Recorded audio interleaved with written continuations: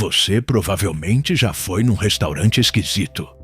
Talvez um com garçonetes vestidas de zumbi, ou uma pizzaria que também vende pneu de bicicleta. Mas aposto que nunca entrou num restaurante de um regime fechado, localizado fora do próprio país, escondido num porão com garçons que são treinados não só para servir comida, mas para não abrir a boca. Literalmente, esse lugar existe. E não é metáfora, nem roteiro de série da Netflix. É um restaurante da Coreia do Norte, em solo chinês, subterrâneo, oficial, e com uma aura tão discreta que parece que foi construído para não ser achado nem pelo GPS, nem pelo bom senso.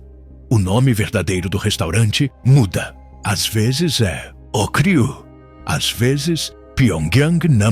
X. Mas todos seguem o mesmo protocolo. Fachada modesta, entrada quase invisível, cardápio com fotos de pratos que parecem de cera, e uma equipe de garçonetes jovens, maquiadas em modo propaganda estatal, sorrindo o tipo de sorriso que parece ensaiado desde a infância. Esses restaurantes estão espalhados discretamente pela Ásia, como células diplomáticas culinárias. Mas o mais enigmático deles é o que fica em Dandong, a cidade chinesa colada na fronteira norte-coreana. E a cereja radioativa do bolo? Esse restaurante é subterrâneo, literalmente um porão. E não daqueles simpáticos com vinho italiano e jazz de fundo. É um bunker que serve bibimbap e tensão geopolítica. Ao entrar, não espere informalidade. Câmeras escondidas, controle rígido sobre quem entra, turistas acompanhados com um sorriso tenso. Ah, e celular? Nem pense, você vai ouvir a palavra proibido mais vezes que o garçom diz, por favor. O local é administrado por funcionários enviados direto de Pyongyang. Não são refugiados, não são dissidentes, são emissários. Pessoas autorizadas a viver fora da bolha da Coreia do Norte, com prazo de validade, vigilância constante e a missão de arrecadar fundos para o regime enquanto fingem que estão só vendendo macarrão frio. E essa é a parte deliciosa da história. As pessoas que trabalham nesses restaurantes não podem interagir livremente com estrangeiros. Elas aprendem frases em mandarim e inglês, mas não podem fazer perguntas, não podem rir fora de hora, não podem improvisar. São garçonetes e espiãs, ou pelo menos instrumentos de vitrine. Isso não é teoria da conspiração. É documentado. A BBC já tentou filmar. Foram expulsos. Outros canais tentaram entrar com câmeras escondidas. Sumiram os vídeos. Sumiram os canais. E aí vem a pergunta que você talvez não tenha coragem de fazer. Por que alguém abriria um restaurante num porão secreto da China, com garçons censurados e comida norte-coreana? Porque não é sobre comida, é sobre propaganda, sobre presença, sobre arrecadação internacional de moeda forte. Você vai lá pensando que está provando um prato exótico, mas está patrocinando um regime. E o mais perturbador, é legal. A China permite. Por quê? Porque é conveniente. Porque manter a Coreia do Norte minimamente estável é mais vantajoso que vê-la explodir de dentro. Então, se o acordo é: deixa a gente abrir um restaurante esquisito aqui no porão e a gente não incomoda, a resposta é sim. O resultado? Um lugar onde diplomacia, ideologia, espionagem e comida se misturam num prato que ninguém digere direito.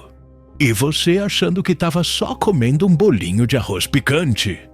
Mas isso, claro, é só o aperitivo. A Coreia do Norte é conhecida por muitas coisas. Nenhuma delas envolve sutileza. E ainda assim, ela conseguiu abrir discretamente uma rede internacional de restaurantes que parece saída de um manual de espionagem softcore, com decoração de 1992, arroz gelado e geopolítica temperada com silêncio. Mas como isso é possível? Como um regime que prende cidadão por assistir novela sul-coreana consegue operar negócios no exterior, inclusive em países com livre acesso à internet, redes sociais e bom senso?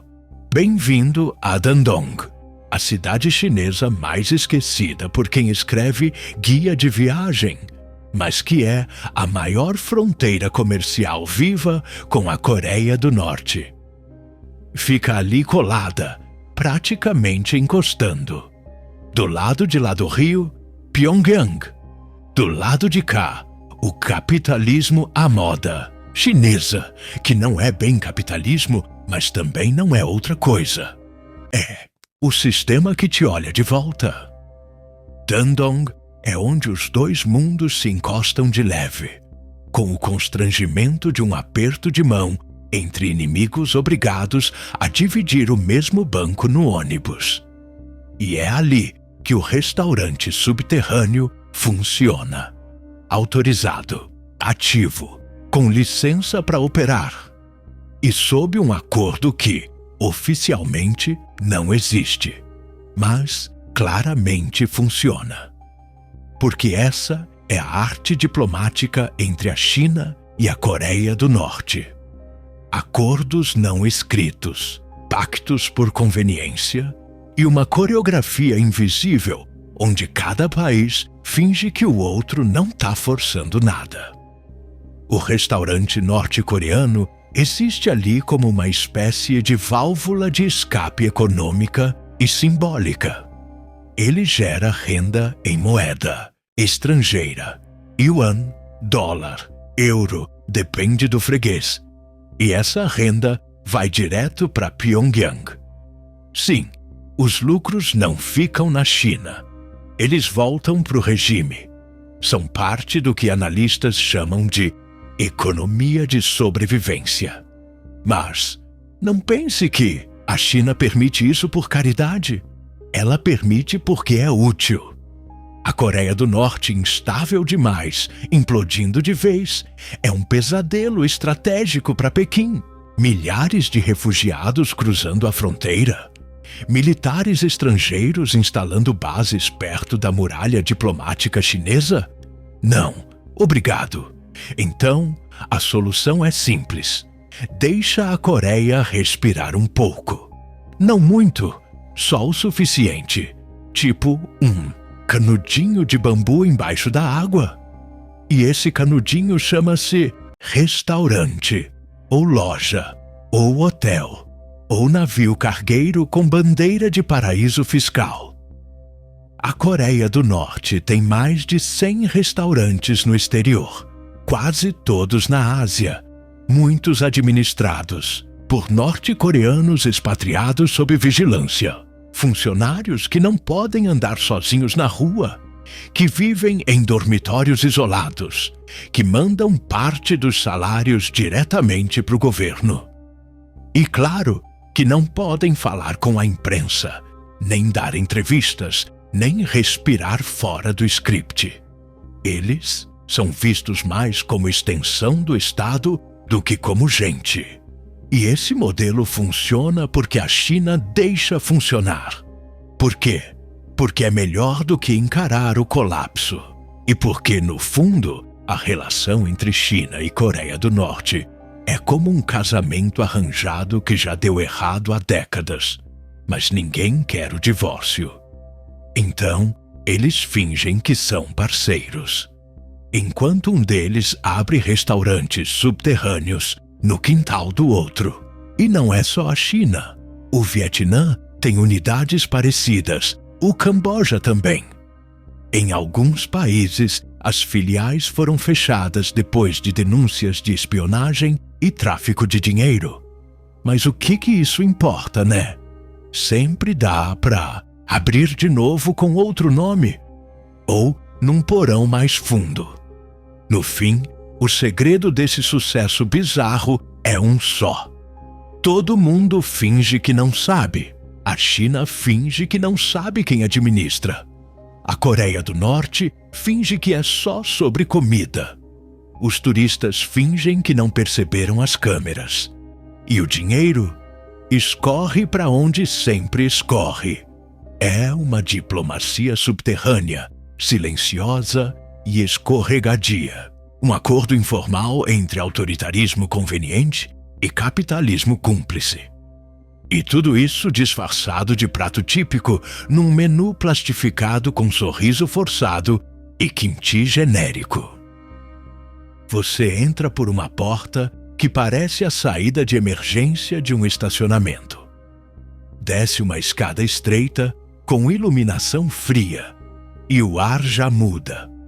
Mais denso, como se alguém tivesse filtrado a atmosfera para tirar a espontaneidade. A sensação é que cada passo está sendo registrado, porque talvez esteja. A primeira coisa que você vê é uma sala impecável, porém sem alma. A decoração parece saída de um catálogo de 1998. Quadros florais genéricos, plantas de plástico e mesas que poderiam estar em qualquer cafeteria de hospital. Mas o que realmente chama a atenção são as funcionárias. Jovens, vestidas com trajes tradicionais norte-coreanos. Hanboks com cores vibrantes e tecidos brilhantes. Elas sorriem. Sempre. Mas não olham nos olhos por mais de um segundo. É um sorriso técnico, treinado, que parece parte do uniforme. E talvez seja mesmo. O restaurante é silencioso, incômoda e deliberadamente silencioso. Não tem música ambiente, não tem som de cozinha, não tem o burburinho de pratos sendo lavados, nem o tilintar informal de copos se encostando. Tudo ali soa, moderado, medido, controlado. Você fala. Elas respondem em frases curtas. Sempre com sorriso, sempre educadas, mas nunca espontâneas. Você percebe rapidamente que não está num restaurante. Está numa peça de teatro onde o cardápio é só um pretexto. Uma encenação de vida normal, feita por pessoas que foram treinadas para nunca deixar o script cair. O menu? Limitado. Comida norte-coreana genérica, adaptada para paladares estrangeiros. Nada de muito picante, nada de muito diferente. É o tipo de comida que poderia ser feita por um robô programado para parecer tradicional sem assustar ninguém. E os preços são estranhamente altos. Não absurdos, mas estranhamente desproporcionais à simplicidade do prato. Aí você se dá conta de outra coisa. Não há clientes locais. A maioria são turistas que foram trazidos por guias. Muitas vezes, os mesmos guias que evitam perguntas demais. Em alguns relatos, o pagamento nem é feito diretamente. O preço do prato já vem embutido no pacote turístico. Ou seja, você pagou para comer ali antes mesmo de saber que queria. E sim, há turistas que tentaram puxar conversa. Perguntar sobre a vida, sobre a Coreia, sobre cultura. O resultado varia entre silêncio constrangido e mudança de assunto. Às vezes, a garçonete sorri e finge não entender. Outras, ela simplesmente se afasta e volta com o prato como se nada tivesse acontecido. Os relatos mais ousados vêm de quem tentou fotografar. Spoiler: não é bem-vindo.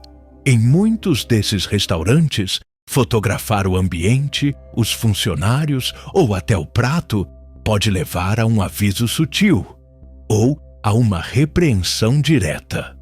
Porque ali, cada imagem registrada pode ser um risco para eles. E esse é o ponto mais desconfortável de tudo isso. As funcionárias não são apenas garçonetes. São representantes do regime, funcionárias do Estado. Elas moram em alojamentos supervisionados, têm horários rígidos e sabem que qualquer comportamento fora da linha pode ter consequências. Mua para elas ou para suas famílias que ficaram em Pyongyang.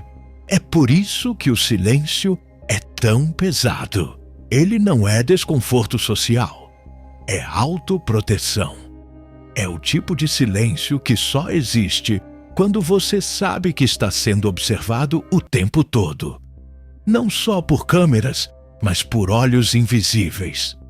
Talvez até de dentro da própria equipe. Você, turista curioso, com seu prato de macarrão frio e sua câmera no bolso, é parte da engrenagem. Você é o cliente externo que justifica a existência do restaurante. O motivo pelo qual aquele teatro todo continua em cartaz. Mas você nunca vai saber o que realmente acontece quando as luzes se apagam e o último cliente sai. Talvez por isso esse lugar seja tão perturbador. Porque no fundo, você percebe que está pagando para presenciar uma performance de normalidade feita por pessoas que não têm escolha. E que a comida ali é só o cenário. Você pagou pelo prato, pagou caro, em moeda forte, e saiu com a sensação de que aquele bolinho de arroz com gosto de culpa saiu direto do freezer emocional de um regime autoritário. Mas o que acontece depois que a nota de yuan, dólar ou euro entra no caixa? Porque, spoiler, aquilo não fica ali, nem compra mais ingredientes. E definitivamente não vai para o bolso da garçonete que sorriu por obrigação enquanto te servia kimchi sem tempero. A verdade é que esses restaurantes, esses pequenos teatros subterrâneos da Coreia do Norte, são mais do que um experimento diplomático gastronômico. São máquinas de lavar dinheiro estatal. E não no sentido figurado, literalmente. Eles operam sob comando direto de uma das divisões mais obscuras do regime norte-coreano, o Bureau 39, também conhecido como o Cofre Invisível de Kim Jong-un. O Bureau 39 é uma entidade secreta que oficialmente não existe, mas que todo mundo sabe que existe, responsável por obter moeda estrangeira para o regime. Como? Contrabando, mineração ilegal, tráfico de bens de luxo, venda de armas e sim, restaurantes, principalmente os que ficam em países vizinhos, onde a fiscalização é mais suave e o faz de conta diplomático é mais forte. Esses estabelecimentos estão registrados sob empresas de fachada, com nomes neutros, tipo Cultural Trade Corp ou People's Kitchen Holdings. Parecem coisa de rede de comida rápida, mas por trás estão vinculados diretamente a instâncias do governo norte-coreano. O dinheiro que entra nesses lugares é coletado, compactado em relatórios forjados com volume abaixo da realidade e enviado discretamente para Pyongyang, via embaixadas, diplomatas correios e, em casos mais escancarados, malas mesmo, sem alça de consciência. E os funcionários recebem uma mesada simbólica. O resto vai todo pro topo da cadeia. Porque o objetivo desses restaurantes não é enriquecer chefes de cozinha ou fazer nome no Guia Michelin. é abastecer um regime com as divisas que ele não consegue legalmente. Lembra do detalhe que mencionei? As funcionárias moram em alojamentos fechados, sob regras rígidas. Elas não controlam o próprio salário. A maioria delas assina um contrato, antes de sair da Coreia, claro, em que aceita enviar parte da renda de volta à família, que fica como refém simbólico da obediência. Um deslize fora da linha pode significar consequências para quem ficou, mas não para por aí. O que torna essa engrenagem ainda mais grotesca é que ela opera com conivência internacional. Os países que abrigam esses restaurantes sabem de tudo. Eles têm os registros, os vídeos, os relatórios diplomáticos. Mas fazem vista grossa. Porque os restaurantes são pequenos, discretos e, no fundo, representam uma espécie de válvula de escape para um país que poderia ser ainda mais perigoso se estivesse totalmente isolado. Então, deixam operar. Como quem diz, desde que vocês fiquem quietos e não lancem foguete no meu quintal. Tudo bem. E claro, tem o lucro indireto, turismo esquisito, pacotes exóticos, youtubers fazendo vídeos com títulos como Comendo num restaurante secreto da Coreia do Norte. Sim, você mesmo pode ter assistido um. E talvez tenha rido, achando tudo meio bizarro. Mas o dinheiro do vídeo, assim como o do restaurante, subiu a escada da geopolítica e foi parar em um lugar onde não se grava vlog, mas se grava míssil. Esse modelo é tão eficiente que já foi replicado em outros negócios. Lojas de souvenirs, karaokês temáticos, salões de chá com estética soviética. Tudo disfarçado de nostalgia turística, mas operando sob o mesmo princípio. Lavar a imagem, lavar dinheiro, lavar a memória de quem consome. E quem consome, consente, mesmo sem saber, ou fingindo que não sabe. A crítica aqui não é só ao regime, mas à estrutura que permite que isso continue acontecendo diante de todos. Porque enquanto a garçonete sorri sem poder respirar, o turista mastiga sua empatia junto com o bolinho de arroz, achando que está participando de uma experiência cultural, quando na verdade está sendo figurante num documentário que nunca será exibido. E o mais cínico é que tudo isso é legal. Cada centavo que sai do seu bolso vai para uma cadeia de comando onde o ilegal já virou hábito e o absurdo já virou método. Então agora você já sabe, a fachada era um restaurante, a experiência, um teatro, e o prato, uma desculpa para financiar uma ditadura sem passar pelo constrangimento de assumir. Mas vamos ser honestos. Esse restaurante subterrâneo na China não é um ponto fora da curva. É só o exemplo mais descarado de um fenômeno muito mais amplo, muito mais cômodo e muito mais recorrente. O de consumir como se o contexto não existisse. Comer como se o mundo não estivesse pegando fogo e a cozinha não fosse alimentada a carvão estatal. A realidade é simples. O restaurante da Coreia do Norte não é só um restaurante. É uma metáfora digerível da nossa relação com o sistema.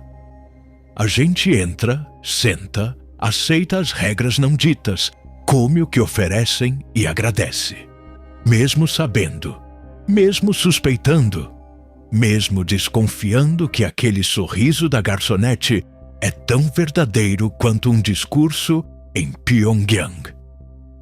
O que torna esse restaurante tão perturbador não é o cardápio. É o contrato social que ele escancara. Ali, diante de um prato morno e um ambiente silencioso, você é lembrado de que está participando de um pacto. O pacto do não ver. Você não vê o alojamento onde os funcionários dormem sob vigilância. Você não vê o dinheiro sendo levado em mala diplomática.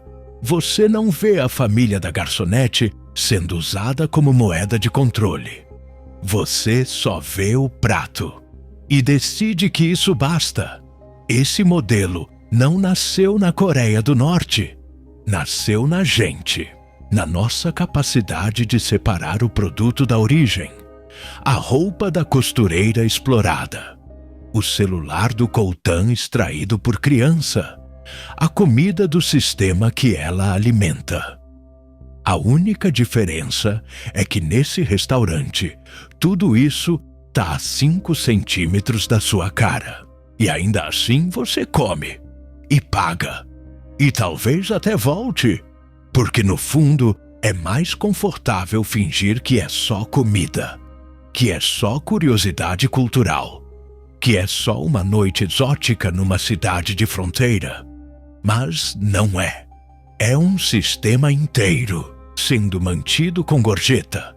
É o autoritarismo aprendendo a se maquiar de serviço. É a opressão servida com guardanapo e sorriso. E você pode até argumentar: ah, mas é só um restaurante, não vai mudar nada. Sim, talvez não mude. Talvez a garçonete continue ali, sorrindo por obrigação. Talvez o dinheiro continue indo direto para o bolso de um ditador. Talvez o cardápio continue sem gosto. Mas e se esse lugar só existe porque todo mundo acha que ele é pequeno demais para importar? Essa é a armadilha. O restaurante não é o problema, é o sintoma. É a ponta visível do iceberg de indiferença global. E é também a prova de que regimes autoritários não precisam mais se esconder em cavernas. Eles podem operar no subsolo do seu vizinho, desde que tragam entrada, prato principal e sobremesa. E quem vai fechar as portas? A China? Não. Os turistas? Também não. O consumidor consciente que ainda acha que a escolha individual muda o mundo? Pouco provável, porque o restaurante continua ali, fechado para perguntas, aberto para pedidos, e o mundo continua servindo.